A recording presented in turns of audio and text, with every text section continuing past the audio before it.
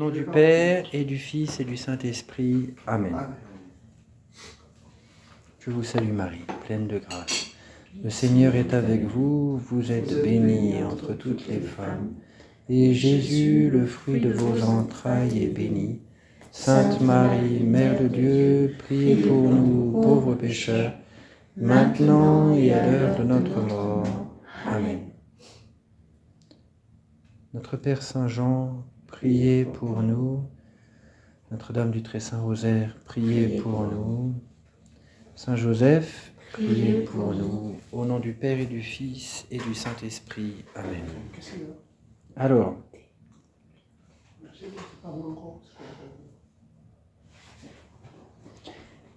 on va parler ce soir de la mission. Et je vous avais suggéré de lire plusieurs passages dans l'Ancien Testament sur l'appel de Moïse, l'appel d'Isaïe, l'appel de Jérémie. J'aurais pu aussi vous suggérer de lire dans le livre des Juges au sujet de l'appel de Gédéon. Et on voit que la tentation, c'est de fuir. Pourquoi je vous ai suggéré de lire ça? Parce que dans la mission, c'est d'abord un appel. Comme dit saint Paul, je n'ai pas à me glorifier. Évangéliser, c'est une nécessité qui m'incombe. Ce n'est pas de mon propre chef que j'évangélise. J'évangélise parce que j'ai été envoyé. Cet appel, nous le recevons tous du Christ. Mais cet appel, il ne correspond pas ni à notre souhait, ni à l'estime de nous-mêmes que nous avons ou que nous n'avons pas, ni à notre vertu, ni à la profondeur de notre doctrine, ni... Dieu ne nous appelle pas parce qu'on est les meilleurs, les plus compétents. Il nous appelle par miséricorde.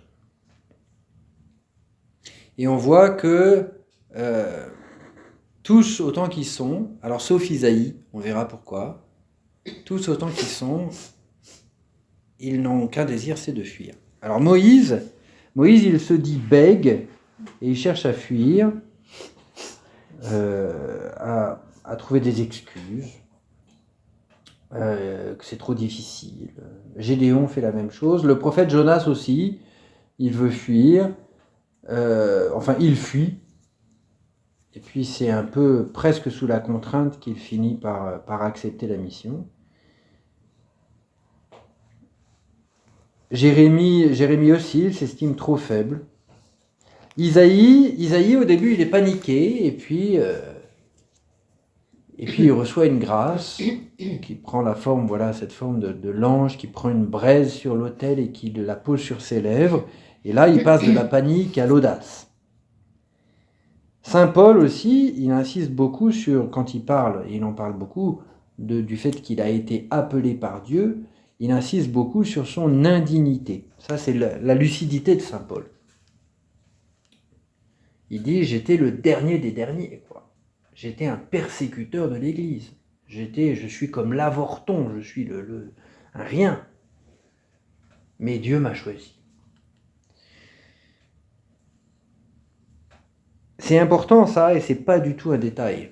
Et Saint Paul, on voit ça dans le chapitre 12 de la deuxième épître aux Corinthiens, vous savez, quand il parle de cette écharde dans la chair, il est très conscient de sa faiblesse. Quand je suis faible, c'est alors que je suis fort, c'est ce passage-là. C'est pas un détail du tout par rapport à la mission.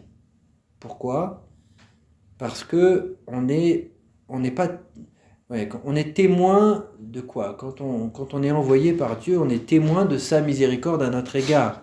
On n'est pas témoin, regardez-moi comme je suis parfait. On est témoin plutôt sous le mode, regardez-moi comme je suis un pauvre type, mais voyez comment Dieu agit dans ma vie. Et donc on est toujours témoin de la miséricorde. Et témoigner du Christ, c'est toujours témoigner de la miséricorde. C'est pour ça que l'expérience que Paul fait, dont il se fait l'écho dans le chapitre 12 de la deuxième épître aux Corinthiens, où sa prière n'est pas exaucée, et donc il doit s'enraciner dans l'expérience de sa faiblesse, le reniement de Saint Pierre, vous voyez, ces choses-là, ce ne sont pas des détails par rapport à la mission qui est confiée à Paul, par rapport à la mission qui est confiée à Pierre.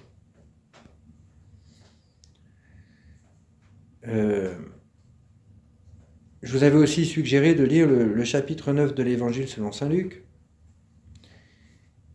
et parce que c'est le chapitre où les apôtres sont envoyés en mission. Les consignes que Jésus leur donne, comme d'ailleurs aux 72 disciples au chapitre 10 de saint Luc, c'est des consignes de pauvreté. Vous ne prenez pas d'argent, vous ne prenez pas ça, vous ne prenez pas ça. Pourquoi ? Parce que c'est la même chose. C'est une question de miséricorde. Il s'agit de dépendre de la grâce de Dieu. Il ne s'agit pas de compter sur nos vertus, nos capacités intellectuelles, nos petites idées, nos stratégies. Non. Il s'agit de compter sur la grâce de Dieu et donc de s'en rendre dépendant. C'est très important. C'est très important. Et d'ailleurs, dans ce chapitre 9 de saint Luc, quand on voit Jésus donc, qui envoie ses apôtres en leur disant, en donnant cette consigne de pauvreté très stricte, mais aussi en leur disant, guérissez les malades, chassez les démons, on se dit, waouh, Jésus, tu y vas fort là. Tu crois pas que tu devrais un petit peu plus les former avant ? Ils ont rien compris, hein. Ils savent même pas vraiment qui tu es, leur foi, c'est très faiblard, et pourtant, Jésus les envoie. Ça, c'est très important. La tentation étant toujours de reporter la mission au lendemain. Vous voyez, quand je serai prêt, j'irai. Non, mais là, je suis pas prêt, je suis pas encore assez grand dans la foi, j'ai besoin de plus de formation. Non, c'est pas comme ça que ça marche. C'est pas comme ça que ça marche. Jésus n'a pas attendu que ses disciples soient parfaits en vertu, en connaissance, même en foi d'ailleurs. On voit, c'est la finale de l'évangile selon saint Matthieu, on voit que Jésus, c'est la dernière apparition de Jésus dans saint Matthieu, il apparaît à ses disciples se prosternent, et saint Matthieu note, certains d'entre eux doutèrent. Et là on se dit, waouh, 3 ans avec Jésus, témoin de tous les miracles, son enseignement, sa présence, la Sainte Seine, la passion, apparition de Jésus ressuscité pendant 40 jours, et il doute. On se dit, cas désespéré, quoi. Bon pour la poubelle, arrêtez tout. Enfin, on change d'équipe et on recommence. Et non. Jésus, verset suivant, Jésus leur dit, allez par le monde entier, proclamez la bonne nouvelle à toute créature, baptisez-les au nom du Père, du Fils et du Saint-Esprit. Au moment où ils doutent. Voilà. Donc c'est important de voir cette disproportion entre l'appel de Dieu qui nous envoie pour être ses témoins et nos capacités, notre incapacité plutôt, notre indignité face à cet envoi. C'est normal. C'est comme ça que ça se passe. Il y a aussi quelque chose qui est très important, toujours dans ce chapitre 9 de l'Évangile selon saint Luc, c'est quand Jésus parle des enfants. Il ne faut pas se tromper, dans l'Évangile, Jésus parle des enfants de plusieurs manières. Il dit, mais c'est pas cet endroit-là, il dit, si vous ne devenez comme des enfants, vous n'entrerez pas dans le royaume des cieux. Ok, ça c'est par rapport à notre attitude personnelle. Nous devons nous reconnaître dépendants de Dieu d'une manière confiante, aimante, joyeuse et simple, comme des enfants, pour recevoir de lui ce dont nous avons besoin. Nous devons avoir cette espèce d'humilité profonde. Mais là, dans Saint Luc, au chapitre 9, Jésus dit autre chose. C'est au verset 46. Une pensée leur vint à l'esprit qui pouvait bien être le plus grand d'entre eux. Mais Jésus, sachant ce qui se disputait dans leur cœur, prit un petit enfant, le plaça près de lui et leur dit : Quiconque accueille ce petit enfant à cause de mon nom, c'est moi qui l'accueille, et quiconque m'accueille accueille celui qui m'a envoyé. Car celui qui est le plus petit parmi vous tous, c'est celui-là qui est grand. Qu'est-ce que ça veut dire, ça ? C'est pas la même chose. La question n'est pas d'entrer dans le royaume des cieux. La question est toute différente. Souvenons-nous du contexte. Les apôtres rentrent tout juste de leur première mission. Là, en fait, ce que Jésus leur dit, c'est : si vous devenez comme cet enfant, les gens, quand ils vous accueilleront, ils m'accueilleront moi et mon Père. Si vous ne devenez pas comme cet enfant, les gens, quand ils vous accueilleront juste vous. Bref, si vous voulez être des témoins et des instruments de ma présence pour les gens auxquels vous serez envoyés, vous devez devenir comme cet enfant. Arrêtez d'essayer d'être grand.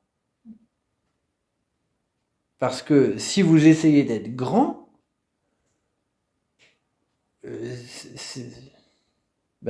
ne serez plus mes témoins. Votre mission ne sert plus à rien.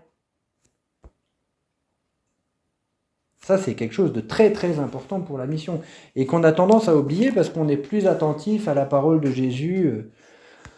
Si vous devenez comme des enfants, vous n'entrerez pas dans le royaume des cieux. Les deux sont complémentaires, mais l'un est par rapport à la croissance spirituelle personnelle, l'autre est par rapport à la mission. C'est pas la même chose. Deux aspects de la chose. Dans le même chapitre 9 de Saint Luc, on nous montre 3 tentations des apôtres. La première, c'est celle dont on vient de lire. On vient d'entendre de quoi il s'agit. Alors, donc la tentation du pouvoir. Il faut être grand, il faut être le premier, il faut être le chef. Quand on fait ça, on n'est plus instrument de Dieu. On sait bien que dans l'Église, que ça soit dans le clergé ou parmi les laïcs, c'est une grande tentation. De vouloir, dès qu'on a une petite responsabilité, moi, au prieuré, je suis responsable de la cuisine. Je suis le chef de la cuisine. Dès qu'on a une petite responsabilité, un service, on peut en faire un pouvoir. C'est idiot, hein, mais en conséquence du péché originel, on est un peu tous comme ça. Quand il s'agit d'une responsabilité par rapport à la mission, par rapport au témoignage, c'est catastrophique. C'est catastrophique. C'est la première tentation. La deuxième tentation qui est mentionnée, Jean prit la parole, c'est curieux que ça soit Jean, et dit : Maître, nous avons vu quelqu'un expulser des démons en ton nom, et nous voulions l'empêcher parce qu'il ne te suit pas avec nous. Mais Jésus lui dit : Ne l'en empêchez pas, car qui n'est pas contre vous est pour vous. Ça, c'est l'esprit de parti. Je considère que je possède la vérité.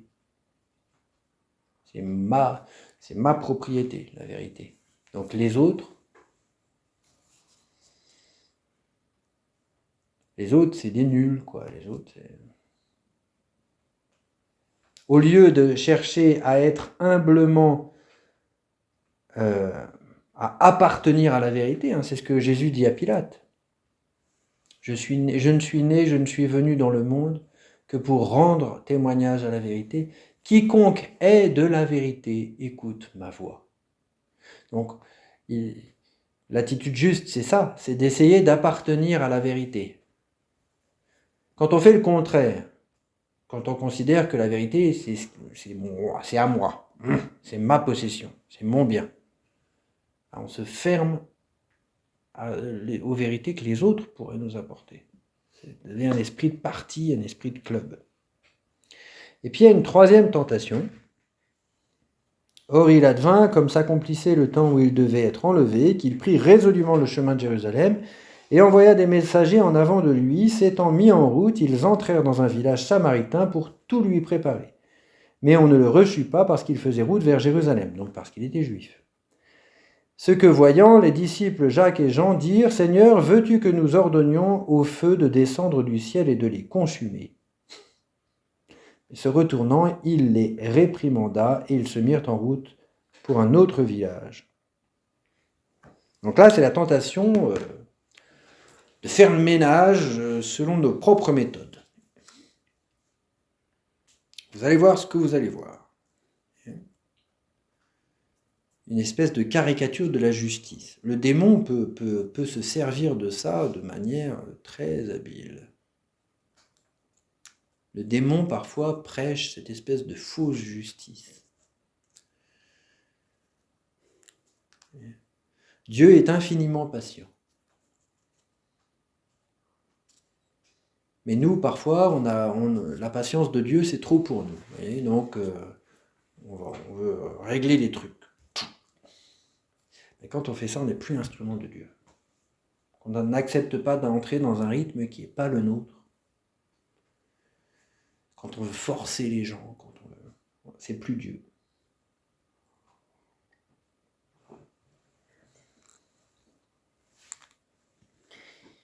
En conclusion, la mission, c'est un service de charité fraternelle. Pourquoi on proclame l'Évangile ? Pourquoi Saint Paul dit « c'est une nécessité qui m'incombe » ? Et parce que je dois aimer mes frères comme Jésus les a aimés. Et donc la lumière que j'ai reçue, comment pourrais-je la garder pour moi-même ? Surtout que je ne la méritais pas plus qu'un autre. Et comment pourrais-je garder pour moi-même cette lumière que j'ai reçue sans la mériter ? Comment pourrais-je priver les personnes qui m'entourent de découvrir l'amour dont ils sont aimés par Dieu ? C'est là la nécessité. La nécessité, elle vient de l'appel de Dieu. Mais c'est pas juste je réponds à l'appel, oui chef.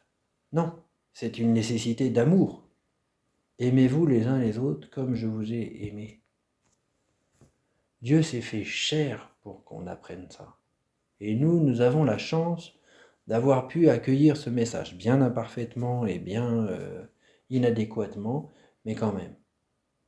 Comment pourrions-nous le garder pour nous ? C'est une nécessité de charité. Concrètement, ça se réalise pas forcément par une prédication. C'est la question du témoignage. Il y a de multiples manières d'être témoin. Et la manière centrale et essentielle, c'est ce qui était dit dans les Actes des Apôtres. Voyez comme ils s'aiment. C'est par l'amour que vous aurez les uns pour les autres qu'on vous reconnaîtra pour mes disciples, dit Jésus. Donc c'est ça le cœur du témoignage. Les autres modalités du témoignage, qui sont la parole plus explicite, l'annonce de l'évangile explicite, la prédication, les œuvres sociales, l'aide apportée aux pauvres, il y a de multiples formes que ça peut prendre. Mais le cœur, c'est la charité.